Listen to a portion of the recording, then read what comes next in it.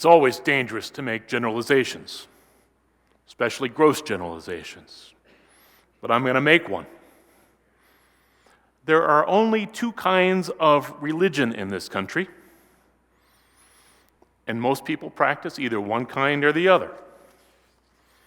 When I talk about there being two kinds of religion in this country, I'm not talking about there being Jews and Gentiles, Christians and pagans, Catholics and Protestants, born-agains and once-were-enougers.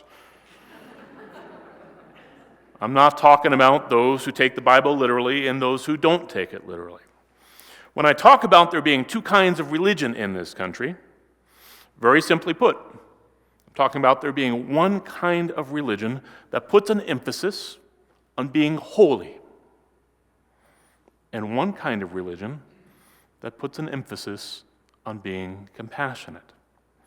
Let me say more about this distinction and give some credit where credit is due. I first learned about this distinction from Marcus Borg, a professor of religion at Oregon State University, reading one of his early books, Meeting Jesus Again for the First Time. In this book, Borg traces the history of this distinction back to the time of Jesus and describes a purity system of the first century Jewish society in which Jesus lived. What's a purity system? Well, purity codes are found mostly in the books of Leviticus, Numbers, and Deuteronomy in the Hebrew Bible, and they prescribe or proscribe contact with certain kinds of objects, foods, diseases, animals, and even people. Purity system, Borg says, is a social system organized around the polarities of pure and impure, clean and unclean. Part of the purity system in first century Jewish society had to do with birth and which one of several hereditary social classes a person was born. Purity also had to do with sex and gender. Men were thought to be more pure than women, since naturally bodily processes such as childbirth and menstruation were considered sources of impurity. Purity also had to do with physical wholeness and health. People who were maimed or disabled in any way or chronically ill, such as lepers, were considered impure. Purity also depended on behavior. Certain professions, such as tax collectors and even shepherds, were considered impure. Purity also depended on economic class. Rich people were not always considered pure, but being very poor almost certainly made one impure. People saw wealth as a blessing from God and poverty as a punishment for sin. Poverty also kept people from practicing the purity laws. For example, poor people were unable to tithe to the temple, and tithing was linked to purity. Although that's not such a bad idea. Borg said, the effect of the purity system was to create a world with sharp social boundaries between pure and impure, righteous and sinner, whole and unwhole, male, female, rich, poor, Jew, and Gentile. In many ways, the purity system gave religious justification to an exploitive social system. Much of Jesus' ministry, Borg says, can be understood as a critique of the purity system. Many of the stories told about Jesus and many of the stories that Jesus told involved violations of purity codes. And the point of these many stories was that compassion was more important than purity. Jesus practiced and preached a gospel of radically inclusive, unconditional love, saying that everybody should love everybody, no matter what. The conflict between Jesus, who emphasized compassion, and the religious, political, and economic elites who emphasize purity and holiness can be summarized with a juxtaposition of two Bible verses. Those who emphasize purity and holiness love to cite Leviticus 19:2. You shall be holy, for I, the Lord God, am holy. In response to this, Jesus said, be compassionate, as God is compassionate. This verse, by the way, is Luke 6:36, and it's not a bad one to remember. I know that Unitarian Universalists aren't big on memorizing Bible verses. But if you memorize only one, I'd encourage you to memorize Luke 6:36. It's a good one. It's a good one to have up your sleeve. I was sitting in a Starbucks in the city where I live one day, and a man walked over and sat down across from me. "Are you a Unitarian Universalist minister?" he asked. "I am," I answered, a little surprised, wondering how he knew. "My wife says there's a Unitarian Universalist look."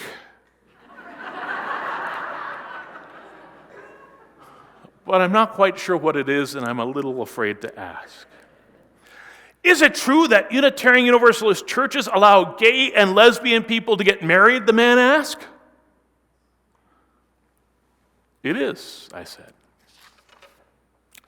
The man then began to quote the Bible at me, chapter and verse, to convince me that same-sex relationships are unholy.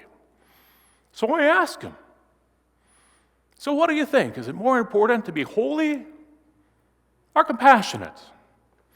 "Holy," he said. "It's an interesting answer," I said. "In Leviticus it does say, 'Be holy as God is holy.' But in the Sermon on the Plain in the Gospel of Luke, Jesus says, 'Be compassionate as God is compassionate.' Seems like Jesus preferred compassion to holiness." The man just sat there, flustered, his face turning this bright red, his nostrils flaring. And then suddenly, in the middle of Starbucks, the man stood up, rising to his full height. He was taller than I am. He was bigger than I am. He took a step back from where I was sitting, and he pointed his finger at me. And then, in the middle of Starbucks, he yelled in a voice that could be heard throughout the restaurant, "Woe be unto you!" and stormed out the front door.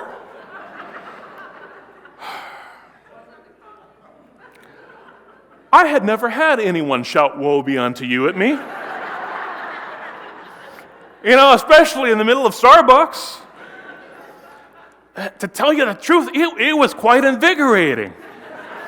I didn't need any more coffee that morning. I didn't need any more coffee that week. But just like in Jesus' time, it seems that a lot of the differences in how people understand what it means to be religious in this country can be understood whether people think purity and holiness are most important or whether they think compassion is most important.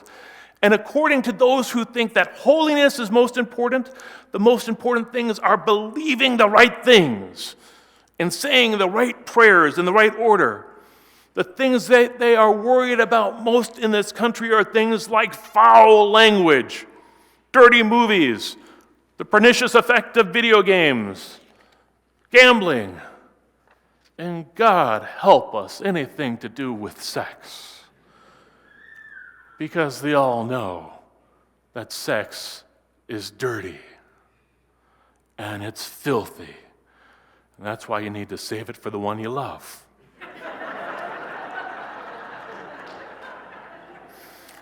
For folks who are obsessed with purity, Jesus is not to be admired because of the selfless way he lived his life.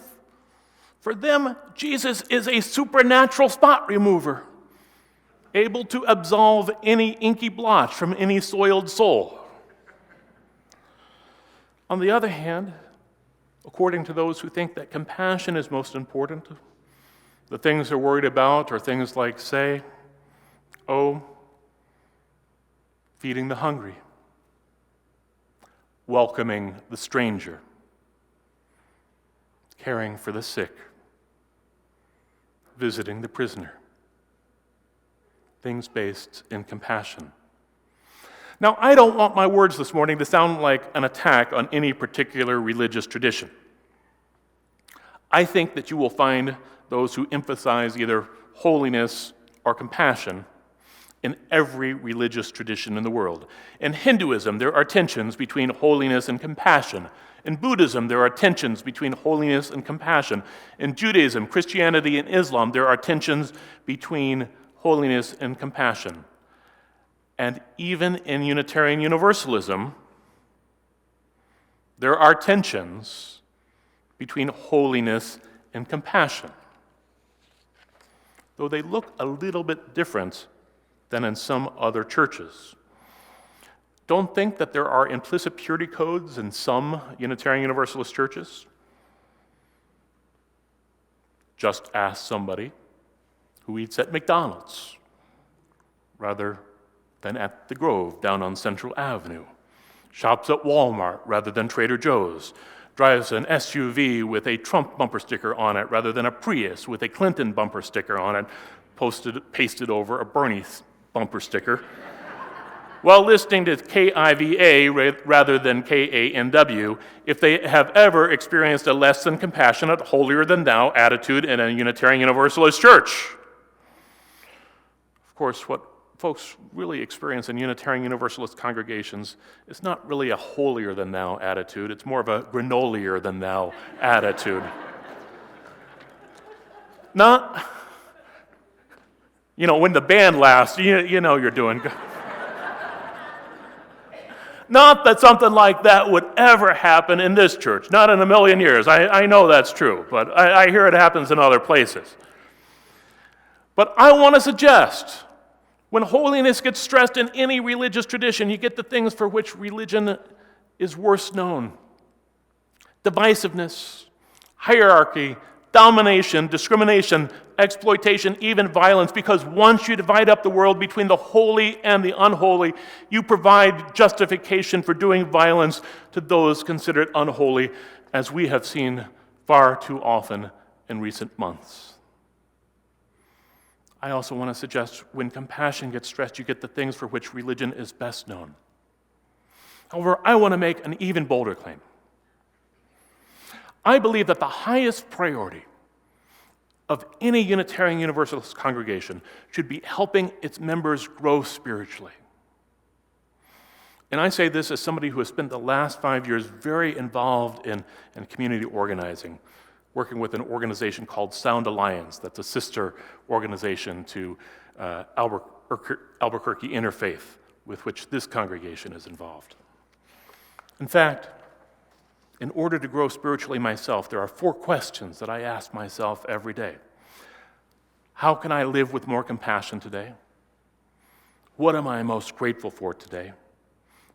What do I need to forgive or accept today? And how can I live with more commitment today? How can I be more faithful today to some cause greater than myself? In other words, I focus on 4 virtues: compassion, gratitude, forgiveness and acceptance, and commitment or faithfulness to my deepest values. At times, I've asked myself, are any of these 4 virtues more important than the others? And as I have wrestled with this question, what I've come back to again and again is that if any kind of spirituality is to be authentic, compassion must come first, before gratitude, before forgiveness and acceptance, before faithfulness or commitment to worthy goals. At least I know this is true for me. Unless I put compassion first, it's too easy for me to get stuck with my head in the clouds. It's too easy for me to end up marveling at the mystery of the stars or a miracle of a flower in spring while my neighbor goes hungry. It's too easy for me to become what the Unitarian Universalist minister Peter Rabel once called a navel-gazing bliss ninny. Come to believe that the beginning, not the end of spirituality, but the beginning of spirituality is the ability to connect to another person, to feel their joy as if it were our own joy, to feel their pain as if it were our own pain, to know that they have the same hopes, fears, desires, and yearnings as each of us do, and then respond appropriately. And whether one is a Unitarian Universalist, a Christian, a Jew, a Muslim, a Buddhist, a Taoist, a Hindu, a pagan, or something else, I've come to believe that this task must come before any matters more metaphysical. After all, as Victor Hugo said in Les Miserables, to love another person is to see the face of God. The first step in growing spiritually then is when we're able to widen that circle of compassion until it includes all people, especially those who are different from us, or even those, as Jesus said, who dislike or even hate us. It may also mean widening that circle of compassion until it includes all sentient beings. I don't want to suggest that this is easy. I suspect even that we are sometimes tempted to believe that we can't widen our circle of compassion to include all people while also remaining true to our own deepest values. Are you hearing what I'm saying? But a story I once heard from the civil rights movements remind me that that's not true. Civil rights demonstration was taking place in Selma, Alabama.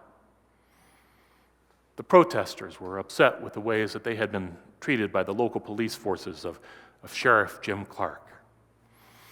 As the protesters marched down the street, a young African-American minister stepped to the microphone and led the protesters in a song. He opened with the line, "Do you love Martin King?" "Certainly, Lord," the crowd responded. "Do you love Martin King?" "Certainly, Lord." "Do you love Martin King?" "Certainly, certainly, certainly, Lord." Right through the chain of command of the Southern Christian Leadership Conference he went. Then the crowd each time echoing, warming to the song, "Certainly, certainly, certainly, Lord." And then without warning, he sang out, "Do you love Sheriff Jim Clark?" "Certainly, Lord," came the stunned, halting reply of the crowd. "Do you love Sheriff Jim Clark?" "Certainly, Lord," the crowd responded a little louder. "Do you love Sheriff Jim Clark?" "Certainly, certainly, certainly, Lord," the crowd responded even stronger, and they began to understand, because at the heart of the civil rights movement there was a profound understanding that you can't overcome hate with more hate, but you can only overcome hate with love. Even today, we can be true to our own deepest values and live with compassion to those who oppose them. But here's the thing that makes this so hard. It's just hard. It's not just hard. It's not just hard loving and being compassionate towards people whose values are diametrically opposed to our own. It's even hard, at least for me, sometimes being compassionate to loving run-of-the-mill ordinary people too, whose values are probably the same as our own. A few years ago, I took my wife, our son, and our dog to a dog park near Seattle on New Year's Day. There was a woman in front of me at the parking ticket machine. She had gotten out of her car and appeared to be fumbling with the buttons. "I hope this fool doesn't take forever," I muttered to myself. Suddenly, the woman was walking towards my car window. "I didn't know what I was doing, and I ended up buying 2 tickets," she said. "Here," she said, passing one through the car window. "Happy New Year." I fumbled with my wallet to pay her, and she waved her hand away dismissively. "Happy New Year," she said again. I felt ashamed and chastised by my conscience. As a minister, I have been professionally trained to be nice. But the truth is, I struggle every day not to be as judgmental, indifferent, and uncaring as I sometimes am. Being compassionate, it's not easy.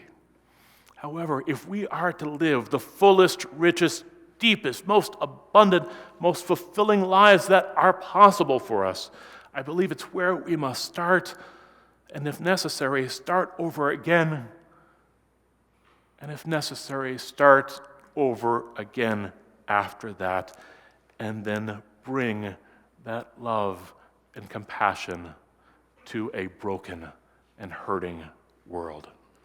So may it be. Amen. We invite you to rise in body or spirit to sing our closing song, Building a New Way.